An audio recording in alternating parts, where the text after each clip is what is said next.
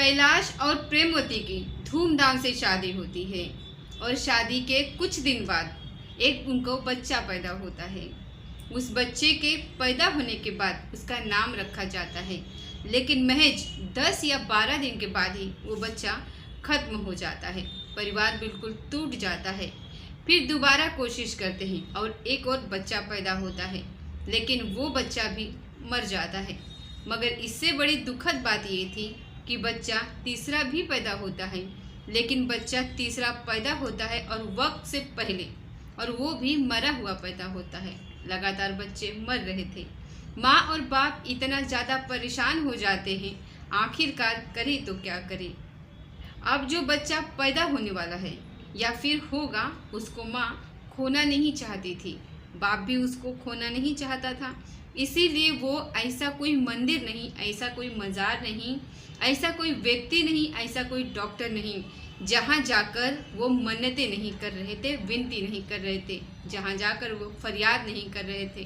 किसी ने बताया कि फला तांत्रिक है जो तुम्हारी बहुत मदद कर सकता है। तांत्रिक के पास जाते हैं और तांत्रिक एक ऐसा उपाय सुझाता है। वो कहता है कि गंगा के किनारे आपको एक बकरे की बलि देनी है। उस बकरे के अंदर से जो खून निकलेगा, तुम्हें अपने पत्नी को उस खून से नहलाना है, लेकिन याद रहे तन पर एक भी कपड़ा नहीं होना चाहिए। और जैसे ही पत्नी उस खून से नहाएगी, उसके बाद गंगा में जाकर के उसको फिर से नहला देना और तुम्हारी मनोकामना जो है पूरी हो जाएगी। पति और पत्नी ये सोच करके कि उनका भविष्य अब संवरने वाला है, ये सुविधा चाहते हैं और जाकर इसका एक काम करते हैं जो तांत्रिक ने उन्हें काम करने के लिए कहा था। मगर उसके बाद इतना भयानक होता है कि इन दोनों ने भी इस बात की कल्पना नहीं की थी। आज इस घटना की गूंज न केवल उस जिले में है, बल्कि आसपास के जिले के जितने लोग भी हैं वो भी थर्रा जाते हैं ये बात सुनकर कि कोई इंसान किस हद तक जा सकता है, किस हद तक वो पहुंच सकता है। नमस्कार, स्वागत है आपका हमारे चैनल पर। आज की जो सच्ची घटना मैं आपको सुनाने जा रही हूँ, ये सच्ची घटना है उत्तर प्रदेश का एक जिला है अमरोहा, और इसी जिले का एक थाना लगता है आदमपुर। दरअसल आदमपुर थाना क्षेत्र का एक गांव है मलकपुर।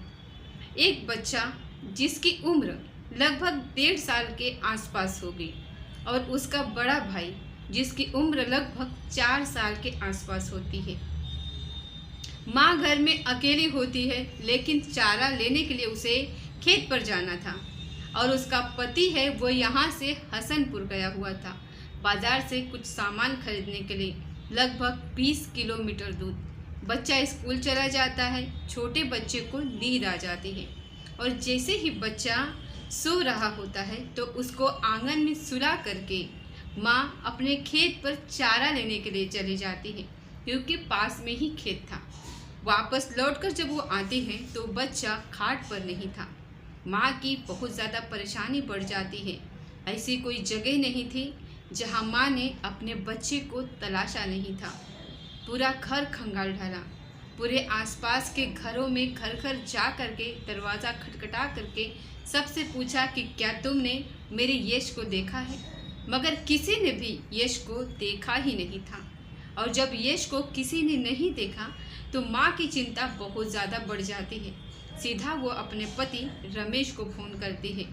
रमेश अभी हसनपुर पहुँचा ही था कि उसके पास फ़ोन पहुँच जाता है कि तुम्हारा बेटा घर से गायब हो गया है, आखिरकार वो कहाँ गया है।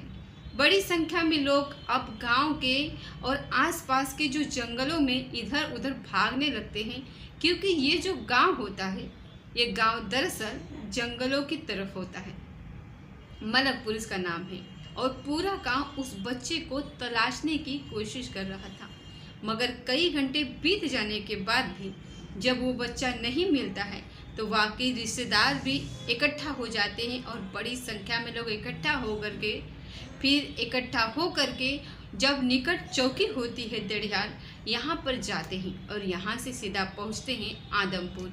और आदमपुर में जाकर के SHO राम प्रकाश शर्मा से कहते हैं कि हमारा 1.5 साल का बच्चा है जो अभी ठीक से चल भी नहीं पाता, मगर उसका कहीं अता पता नहीं है, साहब उसकी तलाश करा दीजिए।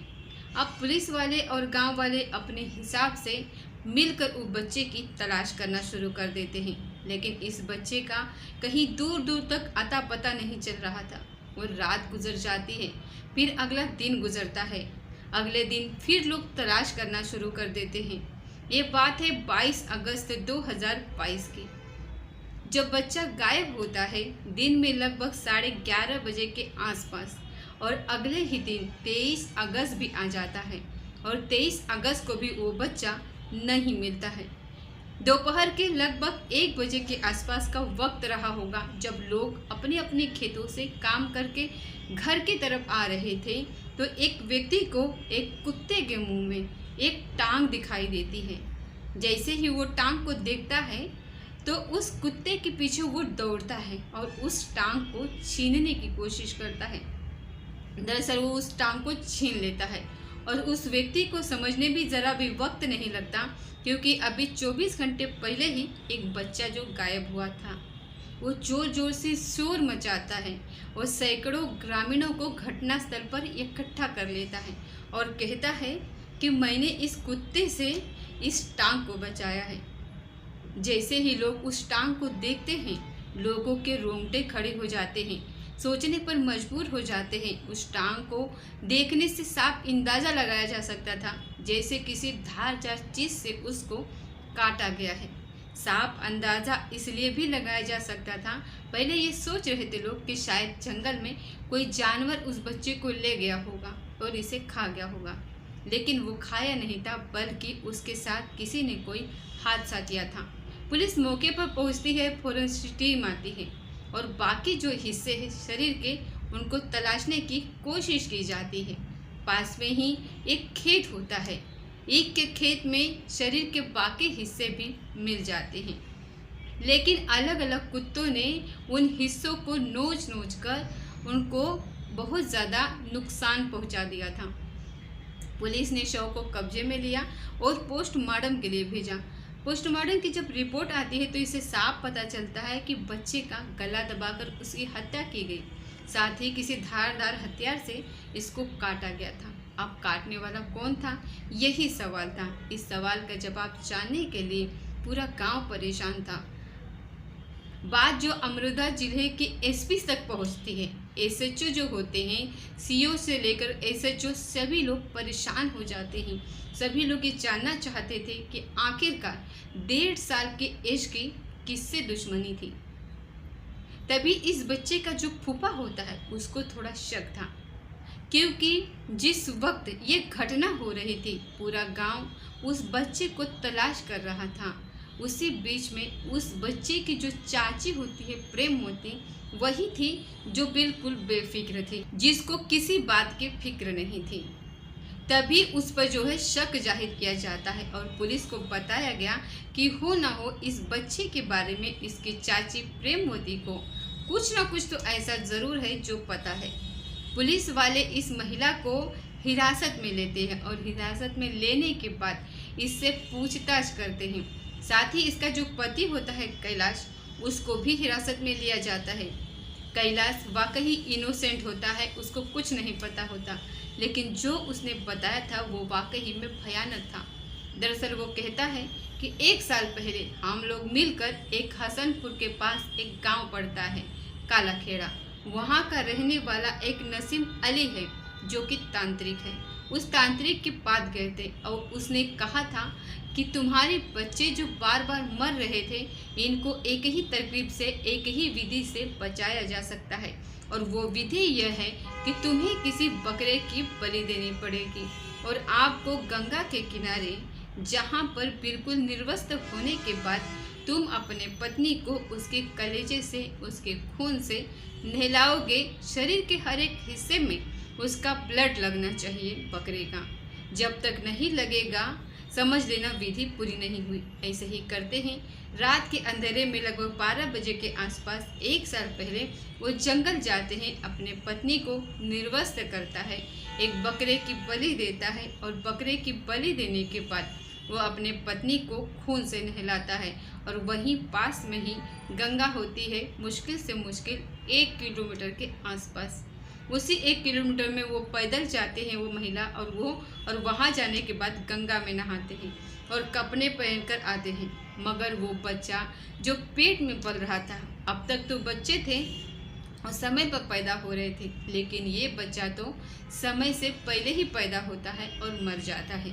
जब ये बात उसके पति को पता चलती है तो उसका पति कहता है कि ऐसा कुछ भी नहीं है इस तांत्रिकों के पास, इसीलिए हम किसी तांत्रिक के पास नहीं जाएंगे। बार बार समझाने की वो कोशिश करता है, लेकिन उसकी पत्नी जो थी उसे लग रहा था कि अभी उम्मीद बाकी है। और फिर वो अपने परिवार के लोगों से संपर्क जब साधती है, संपर्क साधने के बाद उसके परिवार के लोग सीधा एक बार फिर उसी तांत्रिक के पास यानी कि कालाखेड़ा जाते हैं और कालाखेड़ा में जाने के बाद नसीम अली से मुलाकात करते हैं और कहते हैं कि नसीम अली साहब कुछ भी रास्ता बताइए, कुछ भी सुझाइए, मुझे आखिरकार ये बच्चा चाहिए, मैं इस बच्चे को खोना नहीं चाहती। जब वो महिला बार बार उसके पास जा रही है तो उसने कुछ अच्छे पैसे की डिमांड की थी और उसकी डिमांड भी पूरी हो जाती है और पूरी होने के बाद जो अगला तरीका वो बताता है वो वाकई में बहुत भयानक होता है। वो कहता है कि तुम्हें एक बच्चे की बलि देनी होगी, क्योंकि पहली जो बलि थी वो पूरी नहीं हुई थी। तुमने उसमें कुछ गलती की है, गड़बड़ी की है, इसीलिए तुम्हें इस बार किसी बच्चे की बलि देनी होगी और बच्चे की तैयारी कर लीजिए। वो किसकी होगी, कौन होगा, ये तुम जानो। महिला अपने घर आती है, लेकिन अपने पति को इस बार इस घटना स्थल पर इस तांत्रिक के पास लेकर के नहीं जाती है।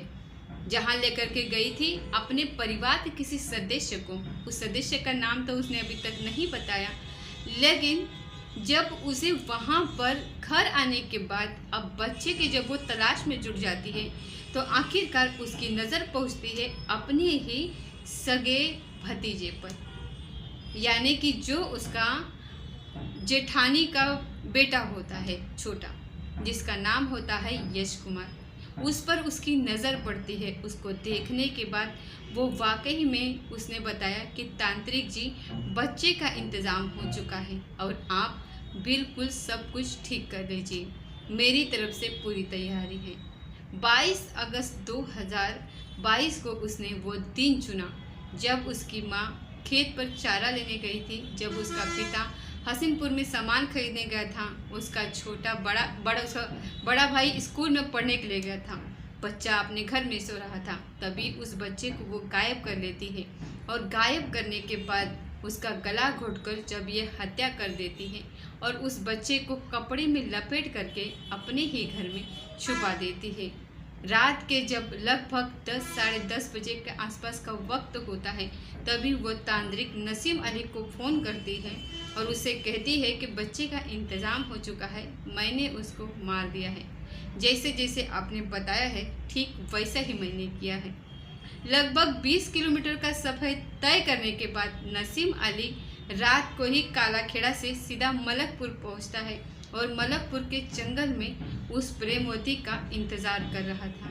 अब दोनों मिलकर उस बच्चे के, उस बालक के, जिसका नाम होता है यश कुमार, जिसकी उम्र लगभग 1.5 साल से भी थोड़ी बहुत ज़्यादा या कम होगी, उन्होंने मरे हुए उस बच्चे के 1-2 नहीं बल्कि 7 टुकड़े कर दिए और 7 टुकड़े करने के बाद यहाँ पर एक विधि अपनाते हैं और विधि अपनाने के बाद जो कुछ क्रियाएं वगैरह होती हैं उसको करने के बाद तांत्रिक अपने घर चला जाता है। ये महिला आकर के अपने घर पर सो जाती है जैसे कि अभी तक कुछ हुआ ही नहीं हो। बाकी परिवार का हर एक सदस्य परेशान था, चीख रहा था, चिल्ला रहा था और उस बच्चे को लेकर के तलाश कर रहा था, लेकिन उस बच्चे को लेकर के इस महिला पर कोई असर नहीं था, क्योंकि ये इसलिए खुश थी क्योंकि इस महिला के पेट में 3 महीने का गर्भ जो पल रहा था। ये चाहती थी कि इस बच्चे को वो बिल्कुल भी खोना नहीं चाहती थी। इसे तांत्रिक के संपर्क में आई। जब पुलिस ने इस महिला को गिरफ्तार किया, इससे पूछताछ की, इसने पूछताछ में अपना सारा जुर्म कबूल किया और जेल जाने से पहले जब इस महिला का मेडिकल परीक्षण करा गया तो उस मेडिकल परीक्षण में आता है कि ये महिला 3 महीने की गर्भवती थी। बच्चा बिल्कुल पूरी तरीके से स्वस्थ है और उम्मीद है कि शायद बच्चा बच जाएगा। लेकिन जिस तरीके से उसने अपने बच्चे को बचाने के लिए अपने ही जेठ के लड़के को मार डाला था, जिस तरीके से उसकी निर्मम हत्या की थी, जिस तरीके से उसने ये घिनौना कृत्य किया था, वो वाकई में बहुत शर्मनाक है। जब इस घटना के बारे में अखबारों के माध्यम से, सोशल मीडिया के माध्यम से, टेलीविज़न के माध्यम से लोगों को पता चला, आसपास के इलाकों में ये जब खबर गूंजती है तो आसपास के लोग जब सुनते हैं तो जिले ही नहीं बल्कि दूर दूर तक लोग सुनकर हैरान थे कि एक महिला आखिरकार इतना निर्दयी कैसे हो सकती है। अपने बच्चे के लिए वो दूसरे के बच्चे को आखिरकार कैसे मार सकती है। मगर इससे भी बड़ी दिलचस्प बात यह है कि जब उसके जेठानी को ये बात पता चलती है, जब उसके जेठ को ये बात पता चलती है तो वो रोते हुए कहते हैं कि अगर बच्चे की ही चाहत थी तो हमारे यश को तुम ले लेते, अपने आप से उसको पालते पोसते, हम अपना पहला बच्चा भी आपको दे देते, हम अपना दूसरा भी दे देते, उसे मारने की क्या ज़रूरत थी। यही बात उसका पति कैलाश, जो इनोसेंट है, जिसकी कोई गलती नहीं है, जिसने सिर्फ बकरे की बलि दी थी, वो वाकई बहुत सीधा था। पुलिस की जांच में जब पुलिस इसको गिरफ्तार करती है, हिरासत में लेकर के गई थी, उससे जब पूछताछ की तो उसने एक एक बात को बिल्कुल सच बता दिया। यदि वो सच नहीं बताता तो शायद सच कभी बाहर ही नहीं आता। दोस्तों, इस घटनाक्रम को सुनाने का उद्देश्य किसी को परेशान करना नहीं है, किसी का दिल दुखाना नहीं है, बल्कि आपको जागरूक करना है, आपको सचेत करना है। पुलिस ने उस नसीम अली को भी गिरफ्तार कर लिया है, इस महिला को भी गिरफ्तार कर लिया है और जेल भेज दिया है।